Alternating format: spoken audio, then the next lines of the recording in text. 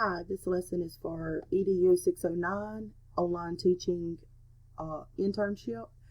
This final assignment is building an online course with reflections of theory and practice. The first thing we will be talking about is the backwards design.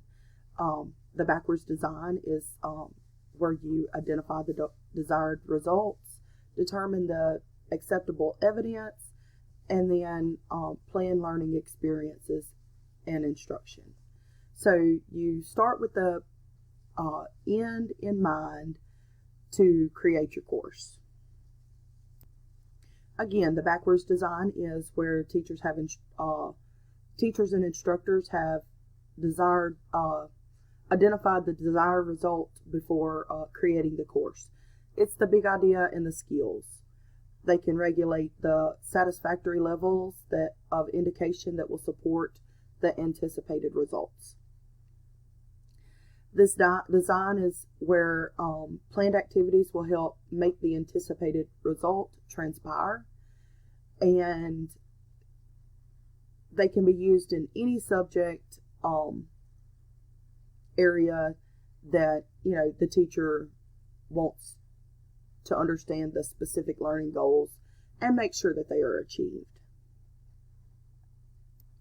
The developer of the backwards design is Ralph Tyler, and he was the father of evaluation, or the father of behavioral objectives. On the right side of the screen in EDU 602, this is assignment 2, and this is where I created the backwards design. This assignment criteria and expectation for grading, it laid out the assignment and what I was looking for this final assignment, to make sure that my students or my learners understood what the course was going to be about. And we ended up not using this design. I ended up using a different assignment, but this is the one I created while working with the backwards design. Next, we will be looking at authentic assessments. Authentic assessments is using the real world scenarios. They are teaching, learning, and assessing. They're going to take problem solving, creativity, application, and all of these to make sure that the assessment is correct or right for determining the student's understanding. So authentic assessments are using real world scenarios for measuring specific skills and knowledge. They can be used as journals, reflections, portfolios, or teacher created tests. With these assessments, it helps learners to be able to engage in the lesson and really show specifics on what they have been taught. Unlike traditional assessments that are artificial, again, authentic assessments use real world scenarios. So they can use either scenarios that are provided, or if they have a real world scenario that would be suitable for the assignment and instructor approved during this assessment. These assessments help connect the module learning outcomes to the course learning outcomes to align with specific goals in mind. These are examples of authentic assessments that are found throughout my mini course. The example on the left is found in a discussion board in Module 2. It provides a real-world scenario that students can use throughout the course. The example on the right is a more detailed background of the scenario. And again, they can use this scenario throughout the course. Students are encouraged to use this one or this scenario or one of their choice, but again, it has to be teacher approved. The next thing we're going to look at are rubrics. Rubrics are so important for an assignment. regardless of the level of education.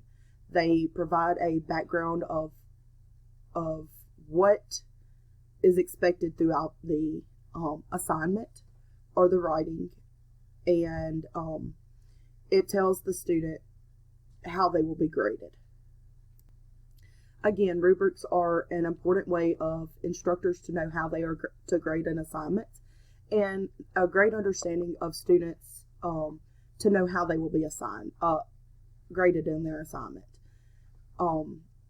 It allows for communication, for students and teachers to know, for students to understand why they were graded the way they were in an assignment, why they lost points, what they could have done to make the assignment better.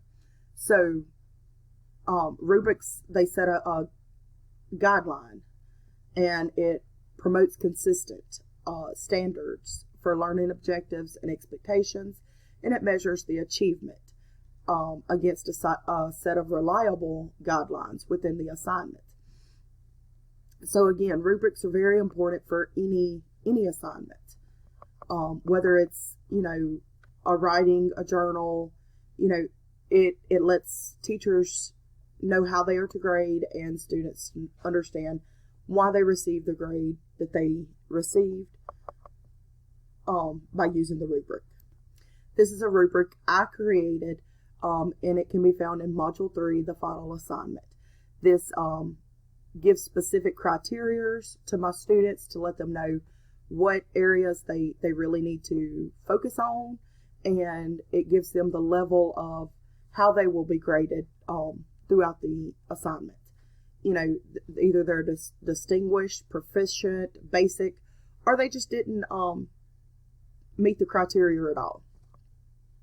So again, for any assignment, the rubric is very important guideline.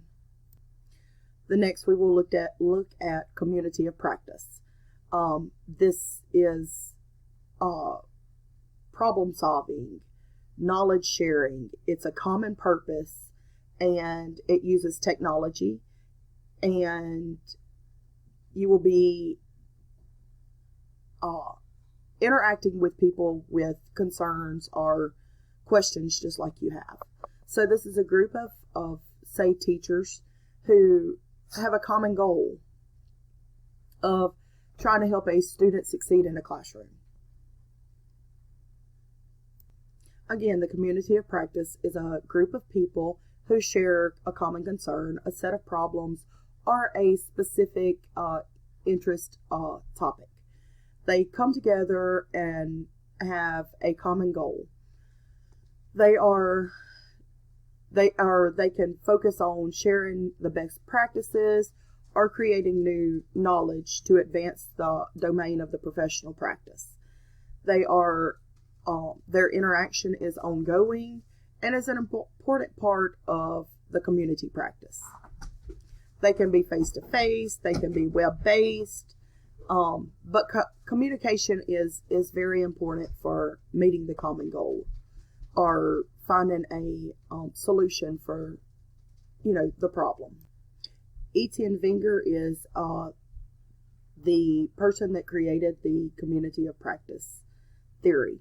So on Module 1 in the discussion, students will be able to share their experiences with dyslexia. They are able to interact and share ideas, as well as make a community, because they have a common interest, and that is to help someone succeed in a classroom that has dyslexia. So the final theory I will talk about is Bloom's taxonomy. Bloom's taxonomy is 6 levels of understanding or criteria. They are remember, understand, apply, analysis, and evaluate. They lower order thinking skills are remember, understand, and apply, and the higher order thinking skills are analysis, evaluate, and create. So Benjamin Bloom is the chairperson that created the Bloom's taxonomy. The sequence of cognitive skills are remember. Students are able to recall the information that was previously learned from specific facts. Understanding. Learners can demonstrate their understanding through materials of explanation or translating what has been learned. They are able to apply their knowledge with similar situations or scenarios. Analysis. They use their critical thinking skills to break down the information to make it less complicated complicated for understanding, and they are able to identify the relationship. Evaluate. They can justify their decision of their theory. And then create. They will be able to create new ideas and use different perspectives. Bloom's taxonomy was used in EDU week 3 assignment for creating the outer shell. I was able to create the course learning outcomes as well as the module learning outcomes for module 1 and 2. And then I was able to take these and line these up to make sure that they are creating a specific outer shell of what I wanted my students to understand and achieve throughout my course. So this concludes the presentation, and I really appreciate you taking the chance to view my recording.